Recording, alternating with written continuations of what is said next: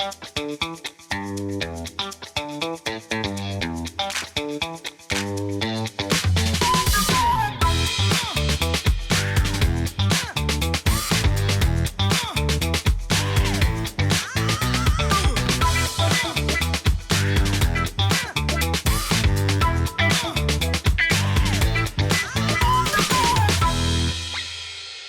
my name is Detlev Breyer. I'm the founder of Premium IOLs Düsseldorf in Germany. And I have the great pleasure today to talk with Florian Kretz. He will introduce himself now in short to talk about the Teleon family. We both are big fans and implanting those IOLs now for 14 years, I guess. Thank you, Detlev. I'm Florian Kretz from Germany. I'm the founder and owner of Precise Vision in Germany. And yeah, we're implanting those IOLs for a long time, and we have published a lot of data about it, why those IOLs are beneficial for our patients.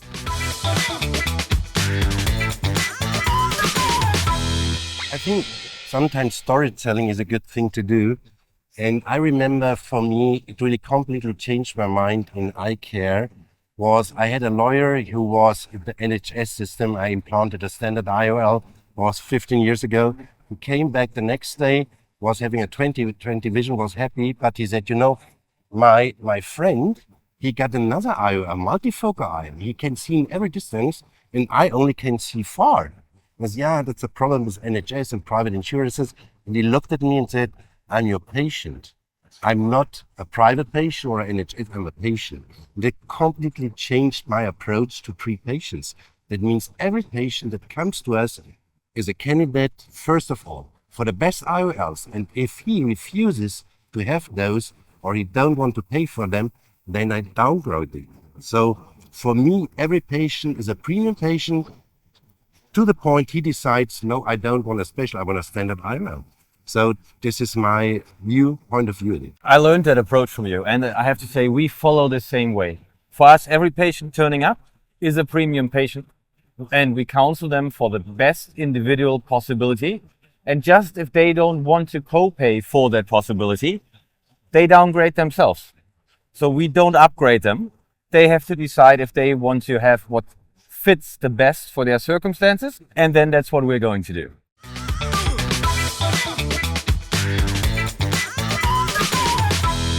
I'm talking about the social exclusion criteria. You're about the medical, that's fine? Yeah, that's good. Okay. So I think people who are very active in the everyday life, they're very good for premium IOLs and for a presbyopic correction, especially when you have people also driving at nighttime. You have to take another decision when they are not driving at nighttime. So I think the lifestyle and really learning to know the patient before surgery, what are his needs, what are their lifestyles is very important. So more or less a socioeconomic history of the patient, and to really know what he wants. Again, a very important point is in premium IOL surgery to know what he doesn't want. For example, if somebody says, I have to drive at nighttime, I will not be able to stand halo glare at nighttime. I'll never implant a multifocal IOL or a diffractive IOL or a +3 aid in the Teleon IOLs. I would do blended vision. So this is my point of view from this side. So what are your medical inclusion-exclusion criteria? Well, medical ones are actually quite simple because they're also dependent on the optic of the IOL. And you just mentioned if patients don't want dysphotopsia, you would never implant a diffractive IOL. Diffractive patterns split light. So every disease a patient has that's progressive, where they are dependent on contrast visual acuity, let's say with macular degeneration, drusen, or also glaucoma, a diffractive IOL could be contraindicated out of its stable before. But it's very different with rotational asymmetry, because rotational asymmetry does not split light. It's two combined optics that you can adjust on the optical axis. So for example, for a comfort IOL, I don't have any exclusion parameters, because those patients still have the full range of light available. It's only a low add power of plus 1.5. And here we can really treat patients that have glaucoma, even with visual field defects, patients that have macular degeneration, because they will also benefit from that little bit more intermediate in their daily life activities. But also I would not use +3, M+, for example, or Vario Max in those cases. I think here the comfort really behaves like a standard IOL for those patients. But everything else that has like a progressive disease, reduces visual acuity, reduces visual field, diffractions or high ad powers are not what you should go for. And absolutely your opinion, and I'm very happy you are talking about this, because there are very conservative people who say, you can't implant a comfort IOL in patients with AMD, but I'm absolutely your opinion. Another medical indication, and I would like to know your argumentation, a patient with high myopia in the staphyloma posticum. The comfort is also very nice because it distributes light more, so the probability to hit the point is better in those patients than with a monofocal IOL. Do you think so as well? Yeah, definitely. The only difference is in those type of patients, I prefer to use the Aconex because the overall diameter of the Aconex is slightly larger and often they have a larger back. Mm-hmm. So those patients benefit from the stability of a little bit harder material and a larger diameter in the back compared to the comfort. But otherwise, the optic is the key, and the optic works well in those staphyloma patients too. How do you think about implanting those low-aid IOLs in glaucoma? Oh, I have to say, with the comfort, we don't have any exclusion criteria, even not in glaucoma patients, because the visual field is not affected with the ad power. And because the light distribution of those lenses measured on the optical bench, the loss of light is so low, especially in relation to the pupil size that they have, that I don't see any disadvantage for patients even with progressive visual field loss. Perhaps going a little bit away, because you were already doing allusion about the design of an IOL. I think what I also like about Teleon, for example, if you have pseudo-exfoliation syndrome, I don't like to implant the plate haptics because they're quite big and might stretch the capsular back. So I'm a big fan of the Aconex Vario in unfolding very slowly. Yeah, that's another benefit. You have the same optics available on different platforms. And there the Aconex that unfolds slower, that you can position right in loose capsules, even if you use a capsular tension ring, is a benefit. The other benefit is you often realize that the lens is already slightly dislocated in the back because of the pseudo-exfoliation. By rotating the segment in the right direction, you can make sure that even if the lens dislocates a little bit more, they will still look through the far point. And that is only possible with rotational asymmetry. Every symmetric lens, you will get problems when the lens changes its position over time.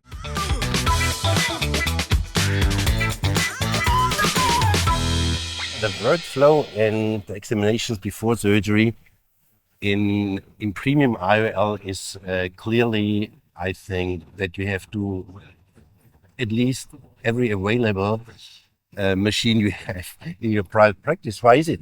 You have to do aberrometry. You want to be sure there is no macular edema, no macular degeneration, so an OCT. So you have to have a regular cornea. So you need all the diagnostics we have today. I think that's the right way to look at it when you implant premium IOLs. I think everything is about setting the right expectations for the patient, especially if then they have concomitant diseases. And for this, you need to rule out every possibility that will influence the visual acuity and their visual field and their contrast vision. So you have to take all those diagnostics into account, and then you can really give your patient a good expectation. What do they need? How will they see after the surgery with different optical designs? And with that, you will have more happier patients too, because you set the right expectations and you didn't overpromise. If you leave out an OCT scan and you miss changes in the macula or you miss changes in the visual field, you might set the wrong expectations for those patients. And those are the ones that come back and they annoy you for the rest of your life, saying, oh, I'm unhappy with my vision. So it's really important to take all those diagnostics from the cornea, from the macula, from the optic nerve head, from the pupil into account. And even a patient that has a bad corneal values, you can still use a comfort in those because the base profile is aberration neutral. But you have to set the right expectations that he will not have the same outcome as somebody that has a healthy normal cornea. In talking about workflow, which is also everyday life experience, There are different ideas. We personally have a rough examination before, which is objective refraction. I have a look at the glasses. I do the pentacam OCT, not even aberrometry. Yes, with the pentacam a little bit, but no high-end aberrometry. And then I personally consult the patient. I want to know the patient, his character, the way he is, how he reacts to what I'm saying. I think this is a very important aspect. If you're doing premium surgery, you learn to read your patients. Some people say, I want to have all the examinations before I see the patient. So what is your approach? Our workflow is dependent on where the patient comes from. So we only have a few referral patients. So most of them, they come directly for the pre-diagnostic. With those patients, they're already counseled on the phone that we will do all the diagnostic and a counseling session with our refractive counselors before they see the doctor, where the final decision is made. More than 90% of our patients are internal referrals. So they have been patients for us for a long time. They are already counseled when we tell them you have a cataract, you need surgery, about those options. And with that, we don't have that pre-visit that you do with your patients with a pre-counseling. And then they straight away come from the premium counseling. I really think it's very dependent on where your patients come from. If they're referred by an ophthalmologist, if they are standard patients that come from your own practice, and that's how you really have to adjust it, how your practice is built up. But what is always important for the patient, they need a connection to the doctor, they need a connection to the staff, they need trust, and they need to understand. You can only give them a precise prediction if they are willing to undertake all those pre-examinations. Then I think if you do all the pre-examination before the patient sees you, imagine you're going to a doctor and you want to be counseled, and then they do 2 hours of pre-examination, and then you're going to see the doctor. I think I would get nervous when I'm going to see the doctor. I want to see the doctor now. I want to have the consultation.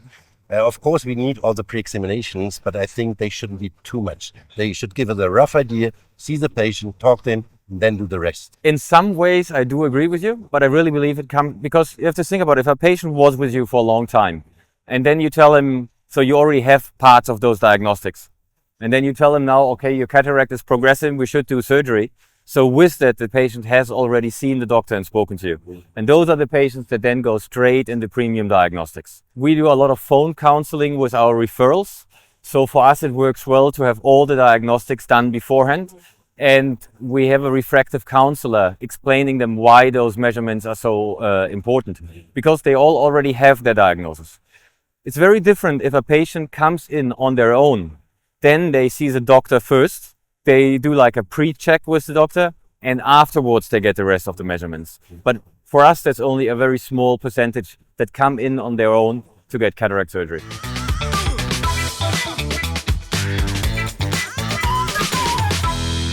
So you want to know about the entry drug. I think the entry drug, the best is the comfort IOL, because it's the smoothest way. The patient nearly has nothing to lose. You offer him more than a monofocal IOL, but he doesn't have disadvantages. So I think a good step is starting with ametropic vision with a comfort IOL. They can see far, like the PC, they can't read. Then you start with checking the dominant, non-dominant eye, and target refraction on the non-dominant eye minus 7.5. So you have a mini mono vision, which sometimes gives them even the ability to read a little bit like that further away. And step 3 would be that you implant the full blended vision, which is in the far dominant eye 0 or ametropia, near dominant minus 1.5, called the digital formula as we invented it 15 years ago. And this allows the patient even to read a book. I myself have the digital formula concept, the optical concept. I can read a book, I can see everything. And there's an old prejudice. You lose your binocular vision or stereo acuity. That's absolute nonsense. Everything is for me 3-dimensional. Also here, I don't have any problems. But the truth is it takes 1 to 3 months time to get used to this different eyes. I can only fully agree. The comfort is the perfect starting point because you don't have any disadvantages compared to a monofocal. But for surgeons that still only do standard monofocal IOLs in all their cases, because we are doctors, so we have an obligation to give the best medical care to our patients. And it doesn't matter if that care is covered by an insurance system or not. The patient needs to know that that care is available. It's an obligation that we have, and it's something that we agreed on by becoming a doctor. So it is important that we really rethink that we have to give the best care to our patient. Even sometimes it's a little bit more difficult, but for the little bit more difficulty you get, the patients copay. So also there is a reimbursement automatically integrated in it.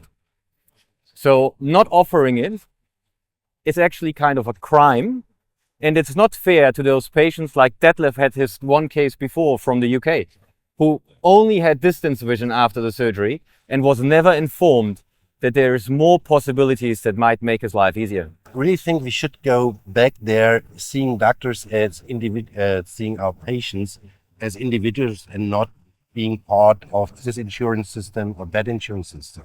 Because I myself, I don't want to be treated as a contractor of an insurance system. I want to be treated by my doctor by the best care. And if I say I can't pay for it, I don't want to pay for it. I don't think it's a good idea. It's my decision. But I want to make the decision, and I don't want to make the doctor to take the decision for me. I have twice a week, I do have patients who come to see me and said, I've been at another doctor, they did surgery, and now I can only see far. So sometimes we put an add-on IOL on it, or we do a presbyopia correction with an excimer laser. Coming now to another point, I think when you make the step into cataract refractive surgery, into an individual approach to take care of a patient, you more or less also have to be a refractive surgeon. That means at least being able to implant add-on IOLs, best have an excimer laser and a femtosecond laser. Would you agree on that comment? Definitely, because you need to follow up with the expectations you set. And if it basically was a measurement error or a surgical mistake, you still need to be able to give the best possible care for those patients, or have the right cooperation partners that can take care of issues like this if they occur. Because it's still, with nowadays IOLs and biometry, always in 5% we are off target refraction we really need for perfect vision. So from 100 patients, 5 need touch-up surgery at the end to be happy patients. So what we do, we tell our patients up front, if you're one of the 5 out of 100, you will have to have touch-up surgery, and that's part of the deal after 3 months. Are you doing the same? Yeah.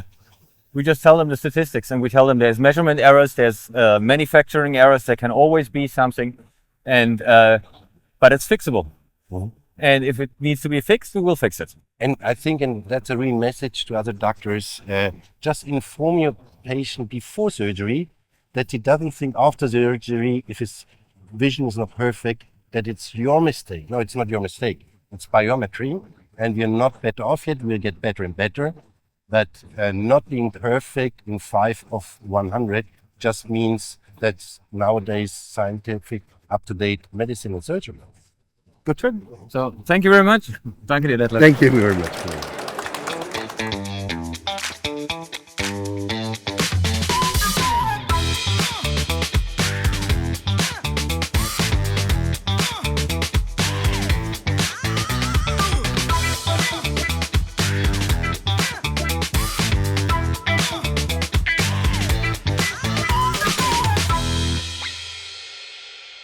We try to inform the people up front. We call them before, what are your needs, why are you coming to see us? And he gets information material. And in those information material, we show with graphics, scientific publications, with interviews, with patient testimonials, what we can achieve, and what is even more important, what we can't achieve. Because everybody wants everything, but that's not possible, especially when we talk about presbyopia correction.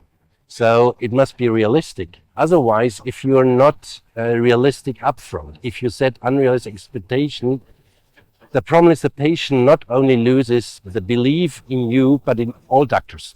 So we have a really big responsibility, and it's always better to underpromise and overperform.